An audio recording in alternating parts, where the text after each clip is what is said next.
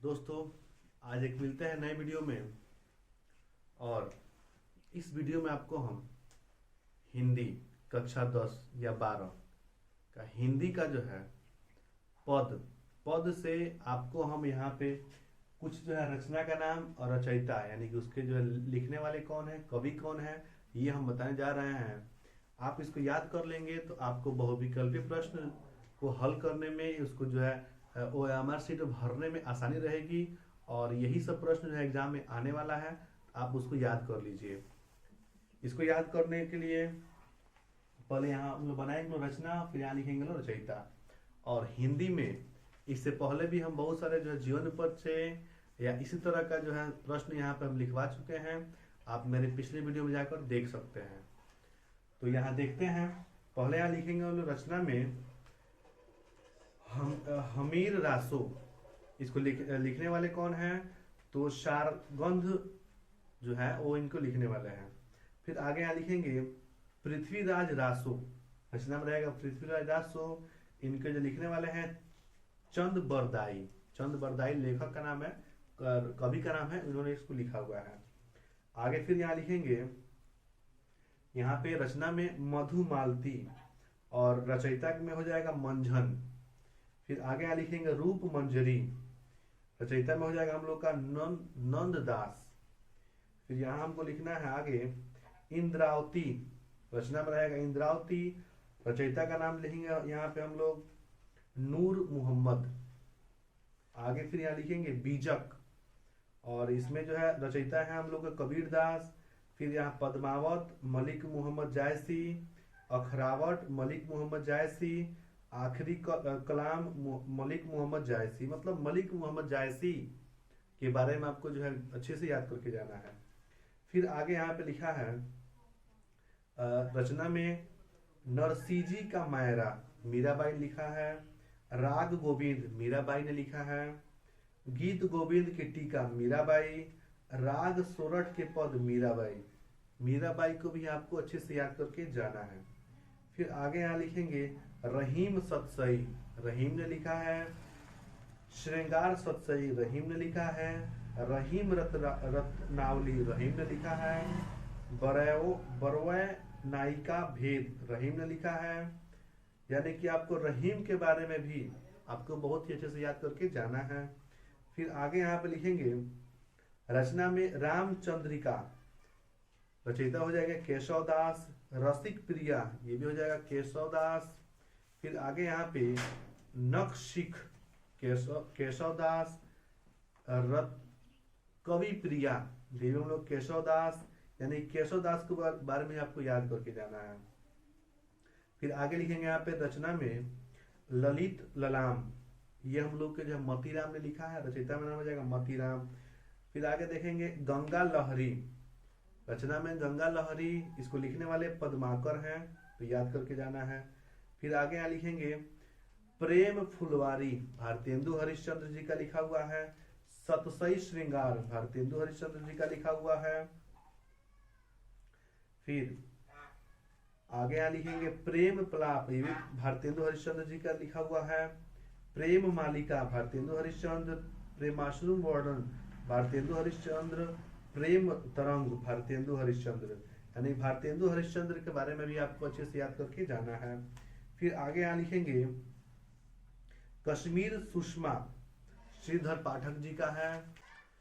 Video में देखते हैं आगे हम लोग कक्षा 10 का जो संस्कृत जो खंड काव्य है, इसमें वाराणसी पाठ से आपको एक गद्यांश आएगा जो हिंदी में उसको अनुवाद करने के लिए कहेगा। वो आपको जो है 5 नंबर के लिए आता है हिंदी में अनुवाद करने के लिए। तो यहाँ पे एक गद्यांश देगा, इसका हिंदी अनुवाद करना है, और आपको हिंदी अनुवाद करना आ जाता है तो 5 नंबर आसानी से आपको मिल जाएगा। वाराणसी पाठ में जो लास्ट पैराग्राफ दिया उसको हम बताने जा रहे हैं, गद्यांश दिया है। मेरे जो है पिछले वीडियो में वाराणसी पाठ में 2 और गद्यांश को हिंदी में अनुवाद किए हैं, आप लोग मेरे पिछले वीडियो में जाकर देख सकते हैं। तो आज जो है देखते हैं यहाँ पे गद्यांश लिखा है, पहले गद्यांश को देखते हैं।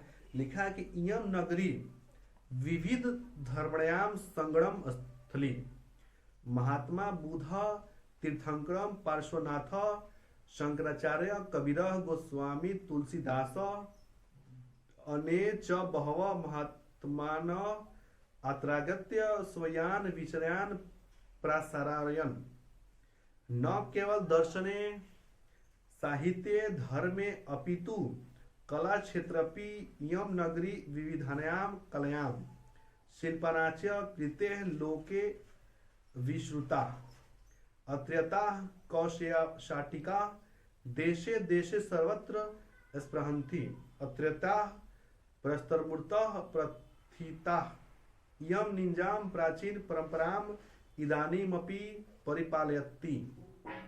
ये यहाँ पे गद्यांश लिखा गया है, संस्कृत में लिखा हुआ है, इसको हमको हिंदी में अनुवाद करना है।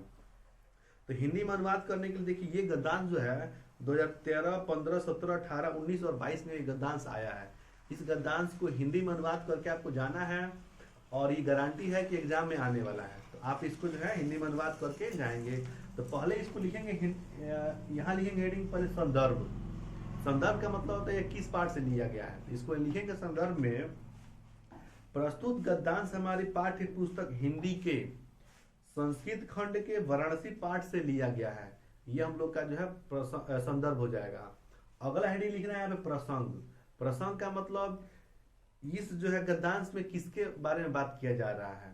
तो प्रसंग में यहाँ लिखेंगे इस गद्यांश में वाराणसी की ऐतिहासिकता तथा स्थिति के विषय में बताया गया है। मतलब वाराणसी की ऐतिहासिकता के बारे में और यहाँ के संस्कृति के बारे में बताया गया है। तो ये प्रसंग में लिख लेंगे। अब आगे हम लिखेंगे हेडिंग यहाँ पे अनुवाद, यानी कि हिंदी में अनुवाद कर रहे हैं। तो एक एक लाइन का बता रहे हैं, आप देखते हैं।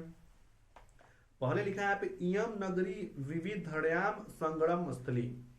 इसका अनुवाद होगा यह नगरी विविध धर्मों के मिलन का स्थान रही है। महात्मा बुद्ध तीर्थंकरम पार्श्वनाथम शंकराचार्य कबीरः गोस्वामी तुलसीदास अने च बहव महात्मानम अत्रागतिम स्वयाम विचराम प्रसरयन्।